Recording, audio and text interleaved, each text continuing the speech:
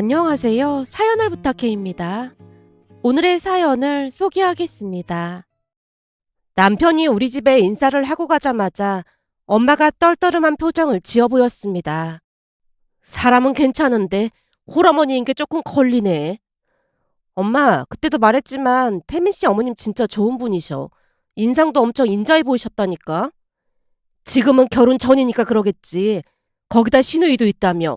말리는 시누이가 더 밉다는 말도 있잖아. 그게 그냥 있는 말이 아니라니까. 네 고모들만 봐도 살면서 나를 얼마나 힘들게 했는지 잊었어?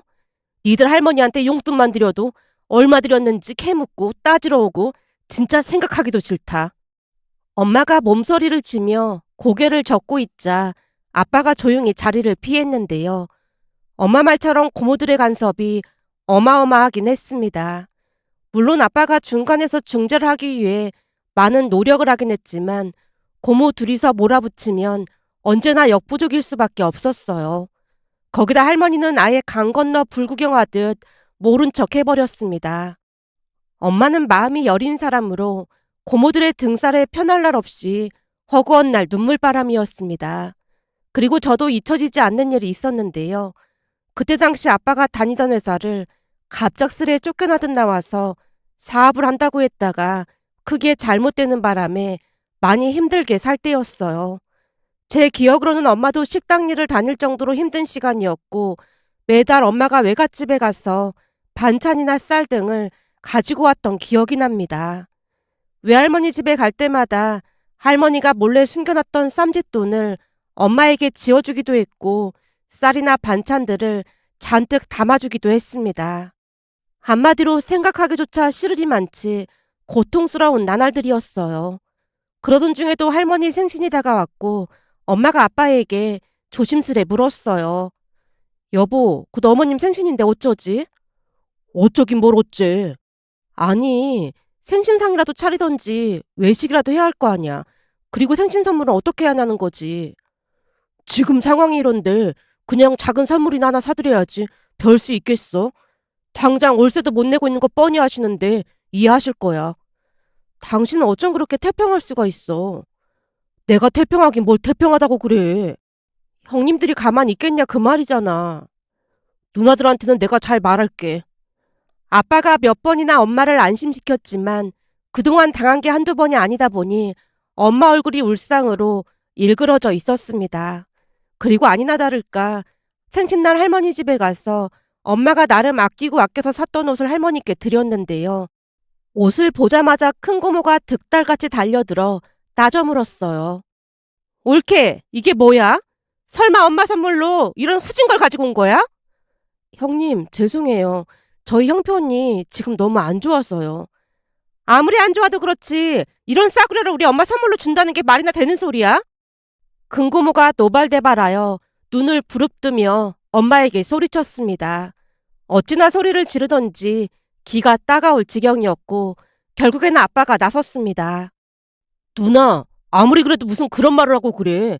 집사람도 말했지만 지금 우리 형편이 월세도 겨우 내고 있는 상황이야. 그런 와중에 최선을 다했구만. 꼭 말을 그렇게 해야 해?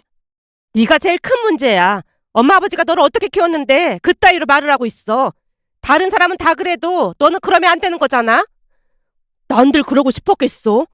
나도 엄마한테 많이 죄송하지만 당장 돈이 없는 걸 대체 어쩌란 말이야?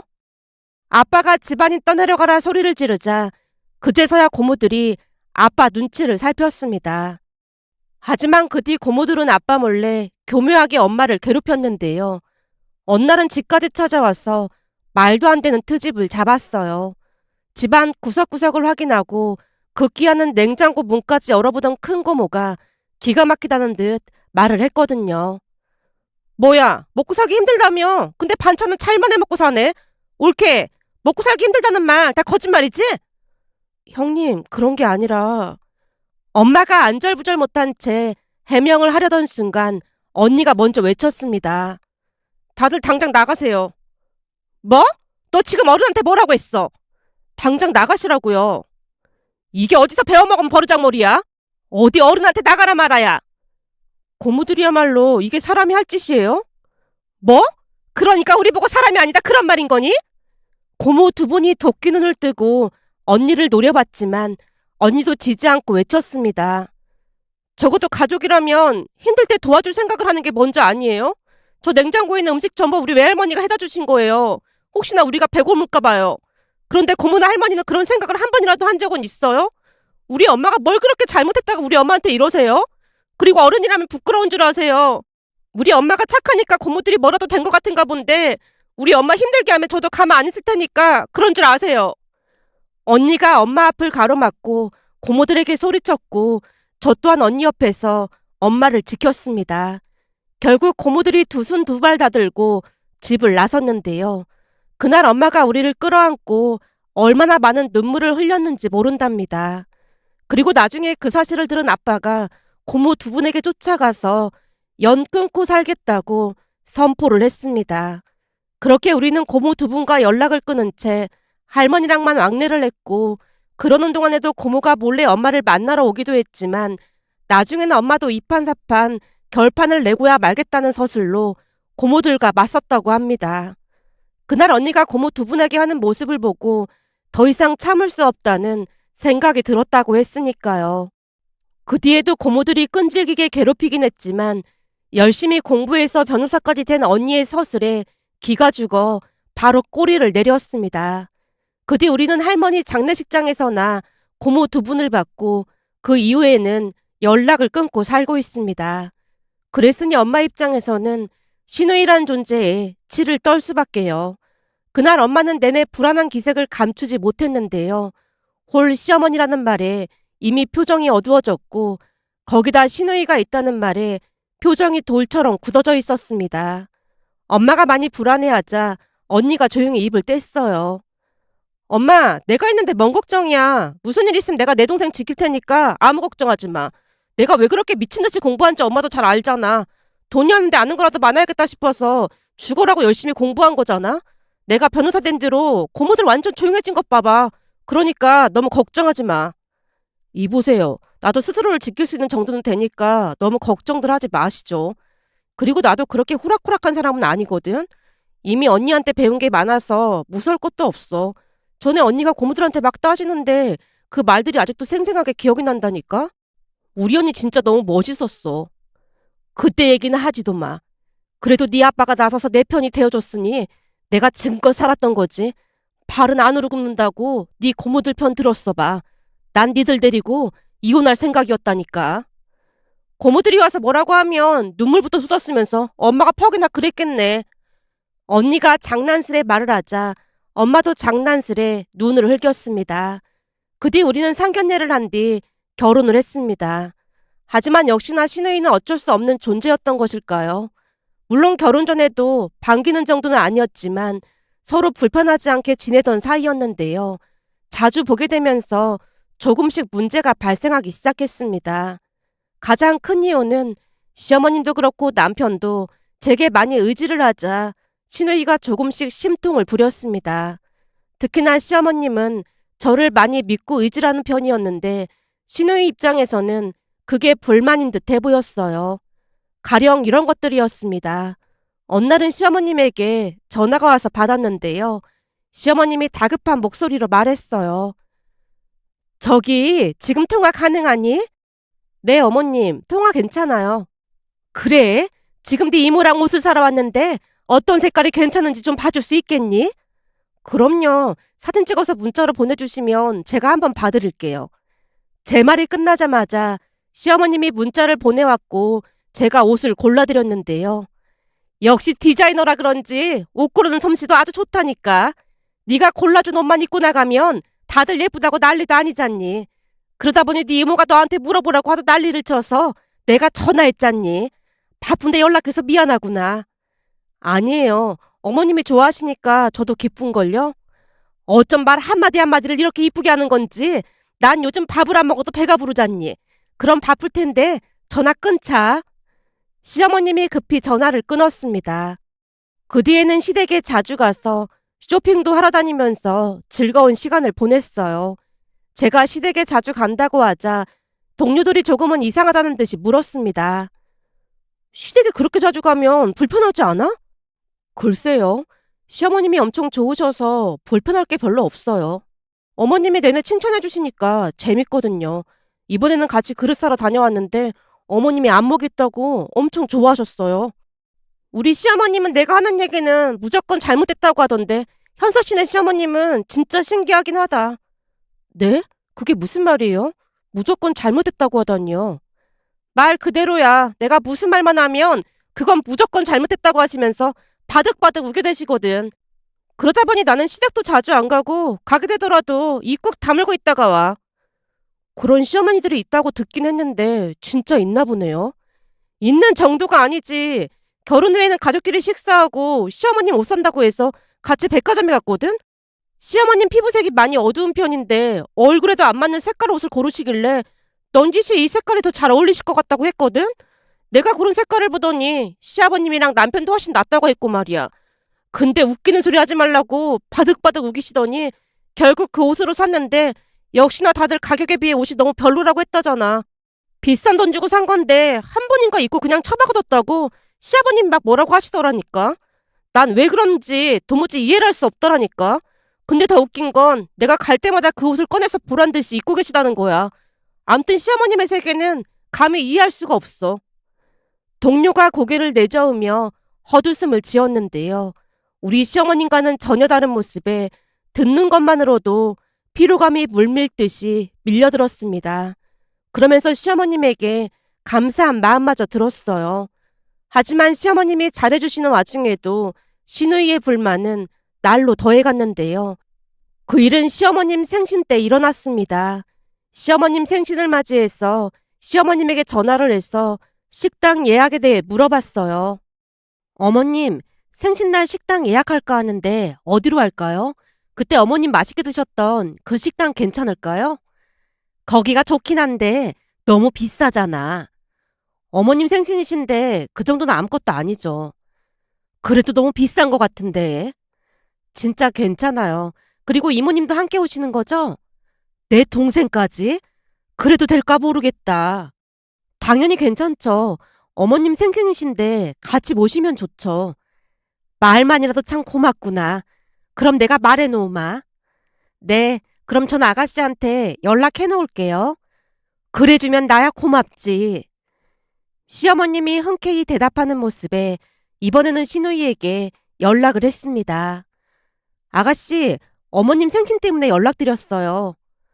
엄마 생신 때문이라니요? 그게 왜요? 어머님 생신 때 어머님 좋아하시는 그 식당으로 예약할까 하는데 아가씨 생각은 어때요? 그러니까 엄마 생신 때 외식을 하자는 말인 거예요? 제가 볼 때는 그냥 집에서 먹는 게 낫지 않을까요? 집에서요? 네, 뭐 많이 할 건 없고 간단하게 고기만 구워 먹으면 좋잖아요. 그게 더 싸고 좋을 것 같아요.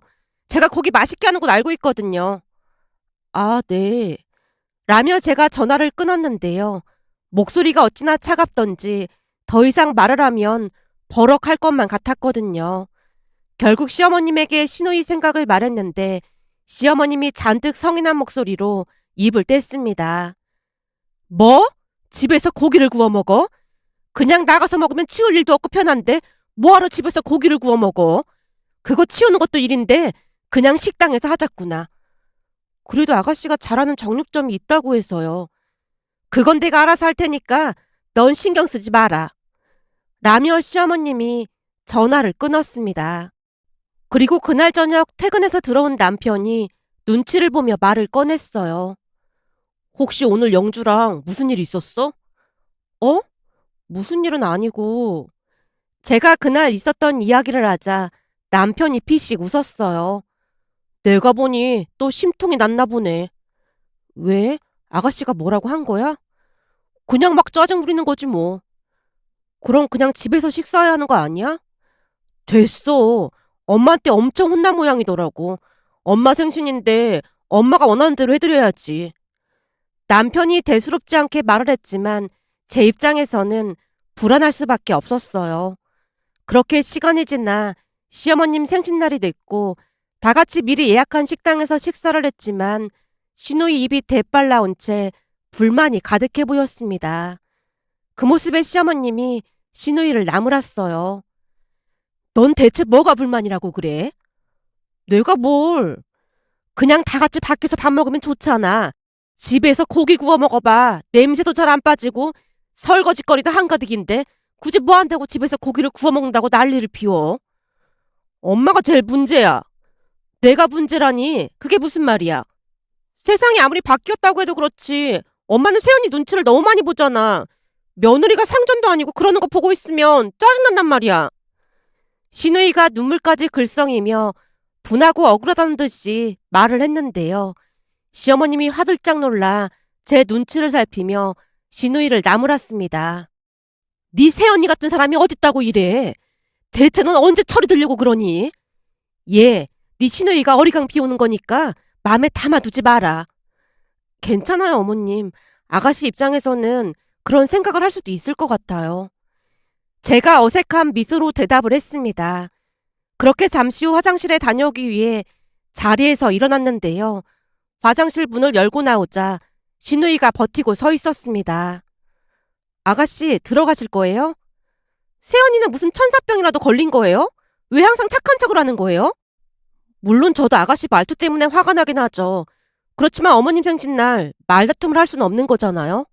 아가씨가 저를 싫어하는 건 잘 알고 있지만 굳이 어머님 생신날까지 이러는 건 잘못된 거 아닐까요? 제가 처음으로 쓴소리를 했더니 진우이가 멋씹은 표정으로 저를 노려봤습니다. 그렇게 밥이 입으로 들어가는지 코로 들어가는지 알 수가 없을 정도였기에 밥을 먹는 둥 마는 둥 하고 집에 들어왔는데요. 집에 들어오자마자 시어머님에게 전화가 왔습니다. 오늘 덕분에 참 잘 먹었다. 신경 써줘서 정말 고맙구나. 아니에요. 항상 부족한데 예쁘게 봐주셔서 정말 감사합니다. 네가 부족하긴 뭐가 부족하겠니? 한참 부족한 건 네 시누이지. 오늘도 네 시누이 때문에 기분이 많이 나빴지? 내가 집에서 많이 혼냈으니까 맘 풀어라. 워낙 낯을 많이 가리다 보니까 아직 마음을 열지 못한 모양이야. 전화로 이런 얘기하는 게 참 그렇긴 한데 그동안 남편 없이 자식들 키우면서 서름을 참 많이 당했다. 과부가 된 게 내 잘못도 아닌데 마치 과부가 된 게 내 잘못인 것처럼 다들 못 잡아먹어서 안달이 났었거든. 특히나 태민이 친할머니는 허구한 날 찾아와서 죄인 취급을 했거든. 그런 모습을 태민이랑 영주가 고스란히 보고 자라다 보니까 누가 조금이라도 나를 무시하는 기색만 보이면 저렇게 난리를 치잖니. 너를 미워한다기보다는 혹시나 나를 무시하진 않을까 경계하는 거니까 너무 마음에 담아두지 않았으면 좋겠구나. 시간이 지나면 영주도 네 맘 알아줄 거야. 내가 다시 한번 사과하마. 아니에요, 어머님. 오히려 이렇게 말씀해 주셔서 감사해요. 저도 많이 노력해 볼게요. 통화를 하는 내내 시어머님 목소리에 애한이 서려 있었다고 해야 할까요? 결국 전화를 끊으면서 저도 울컥하고 말았는데요. 그동안 시댁 가족들이 겪은 서름이 제게도 고스란히 전해져 왔으니까요. 며칠 후 엄마가 반찬을 가지고 가라는 말에 친정에 갔다가 그날 있었던 이야기를 하자 엄마 눈시울도 붉어졌습니다. 사부인이 그동안 고생을 참 많이 하신 것 같네. 그러니까 말이야. 그때 당시 남편 떠나보내고 홀로 자식들을 키워야 하는 며느리한테 시어머니란 사람이 어쩜 그런 소리를 할 수 있는 걸까? 그러게 말이다. 니들 고모들이 한 건 그냥 아무것도 아니었네. 시어머님 얘기 들으면서 나도 고모들의 만행이 떠오르긴 하더라고. 네 말 듣고 보니 사돈처녀 마음도 이해가 되긴 하네. 친할머니가 엄마를 힘들게 하는 걸 고스란히 보고 자랐으니 가족이 아닌 다른 사람들한테도 경계를 할 수밖에 없는 거지. 앞으로 네가 많이 노력해야 할 것 같다.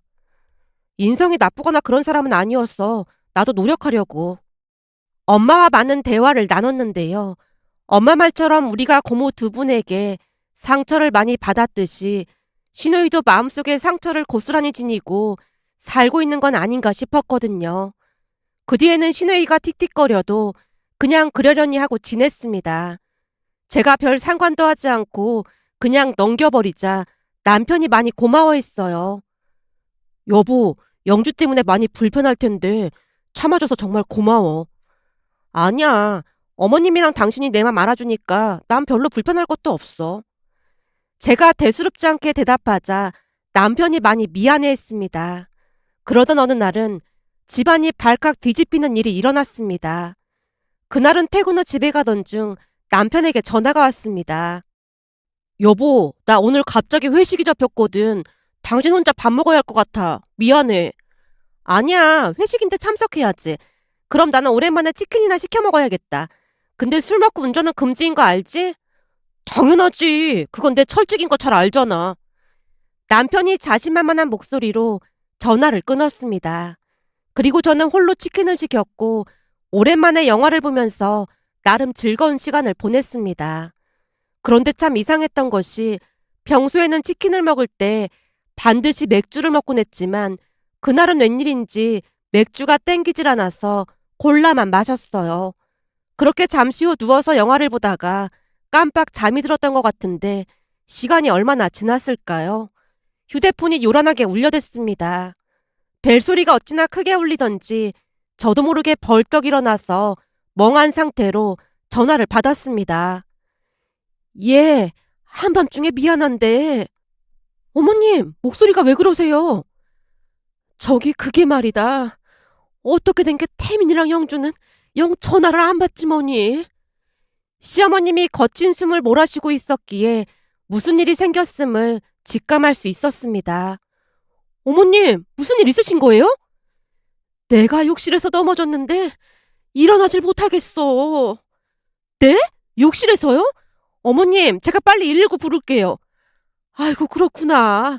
119를 부르면 될 것을 내가 이렇게 아둔하다니까. 지금 너무 놀라서 정신이 없지 뭐니. 어머님, 우선 전화 끊어보세요. 금방 전화 드릴게요. 제가 전화를 끊었고 급히 119에 전화를 해서 위치를 알려주고는 시어머님께 현관 비밀번호까지 물어봐서 구급대원에게 알려줬습니다. 그리고는 급히 남편에게 전화를 했는데 그날따라 남편이 전화를 받지 않았어요. 결국 대충 챙겨 입고는 구급대원이 알려준 병원으로 향했습니다.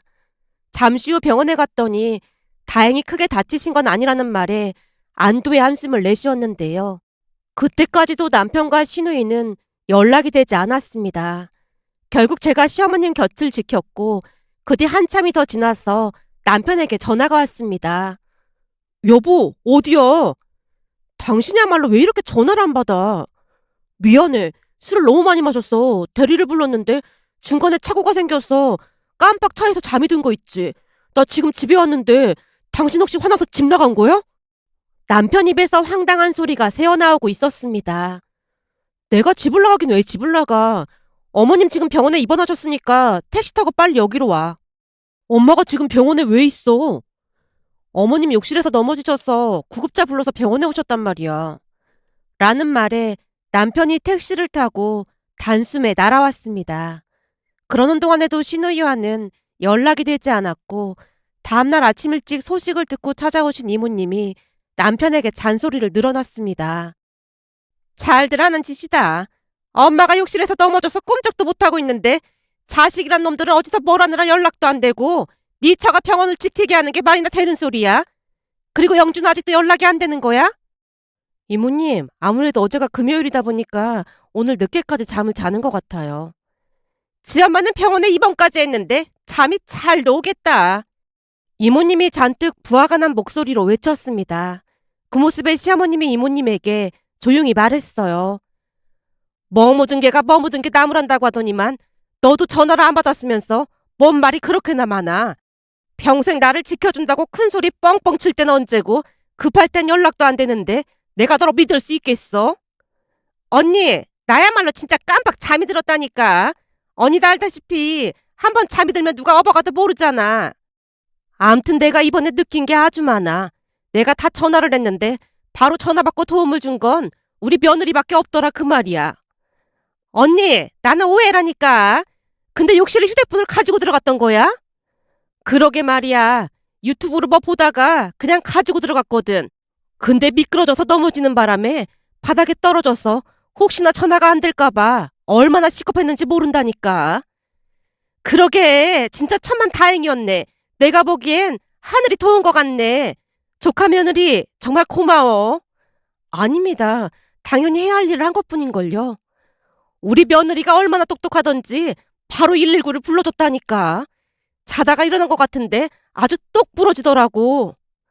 시어머님이 입이 닳도록 칭찬을 하는 모습에 몸둘 바를 모를 지경이었습니다. 그렇게 그날 점심때쯤이 돼서야 신우이와 통화가 됐고 신우이가 놀라서 병실로 들어왔습니다. 엄마, 괜찮은 거야? 의사가 뭐래? 사진 찍어보니 머리도 크게 이상이었고 많이 심한 건 아니라니까 너무 걱정은 하지 마. 근데 네 새언니 덕분에 살았지 뭐니. 라며 시어머님이 또다시 제 칭찬을 하는 모습에 쑥스러운 마음이 들어 제가 살짝 자리를 피해 밖으로 나왔는데요. 잠시 후 신우이가 따라 나와서 눈물을 쏟았습니다. 언니, 정말 감사해요. 아가씨, 왜 울고 그래요? 사실 밤늦게 엄마가 전화한 거 보긴 했는데 친구들이랑 놀러가 있는 중이라 귀찮아서 전화 안 받았거든요. 엄마가 아픈 것도 모르고 놀고 있었던 거네요. 아가씨, 제가 모시고 왔잖아요. 그럼 설마 아가씨는 저를 가족으로 생각도 안 하고 있었던 거예요? 제가 장난스레 묻자 신우이가 세차게 고개를 내저었습니다. 가족 중 누구라도 모시고 왔으면 그걸로 된 거잖아요. 그러니까 너무 그러지 마요. 언니, 정말 감사하고 고마워요. 그동안 속죽게 군 것도 사과드릴게요. 신우이 눈에서 눈물이 펑펑 쏟아지고 있었는데요. 그때 이후로 신우이는 전혀 다른 사람처럼 변해갔습니다. 제가 하는 말이라면 무조건 믿고 따랐거든요. 어느 날은 남편에게 조용히 물었어요. 여보, 아가씨가 너무 많이 변해서 좀 어색하고 그런 거 있지. 나한테 하는 말이 당신이 엄마를 구해준 생명의 은인이라고 하면서 앞으로 충성을 다할 거라는 둥 그러더라고. 아무튼 변덕이 죽을 듯 한다니까. 확실한 건 나보다 당신을 더 믿는 거 보니까 이제는 당신을 완전히 가족으로 받아들인 것 같아.